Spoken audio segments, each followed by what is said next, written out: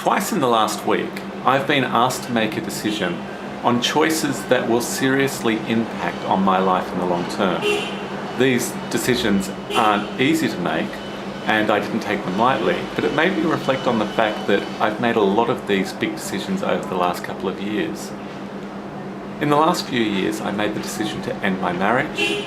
I made the decision to resign from what was the best job that I've ever had in my life, and possibly the best job I'll ever have.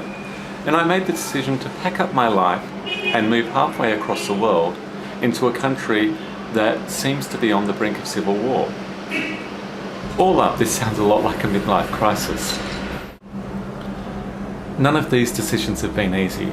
In each of the cases, I have regrets, I have worries, I have fears. There are people who I've hurt. There are people who care about me that are worried because of the choices I've made. But with each of these choices, I have spent a lot of time considering what is best for me. And that might mean that I'm a little selfish in some cases, but I do have the knowledge that in my heart and in my brain, I am confident that I've made the right decision. And that's why this week has been interesting for me. As I mentioned at the start of the video, there's been two choices that I've been asked to make. The first of these choices came from the school. Unfortunately, due to the US State Department having withdrawn all of their staff, there are a whole number of students who haven't been able to come back to school this year, which puts in doubt the budget for the school. With that in mind, the school has offered a voluntary redundancy package for teachers who are in the school. It doesn't matter if you're new teachers, experienced teachers, even the administration staff.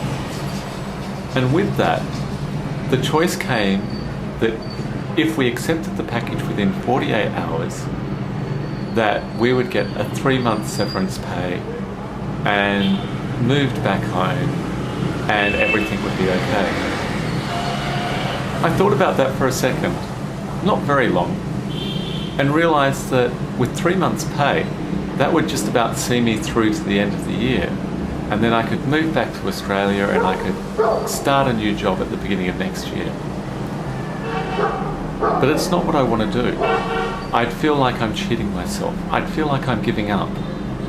And 24 hours after that offer was made from the school was open and we met the first kids. And I'm very happy with the choice I've made. I'm in the right place. My classes are going well, and I'm looking forward to the year. I'm excited. So at the beginning of this video, I said that there were two choices that I needed to make this week.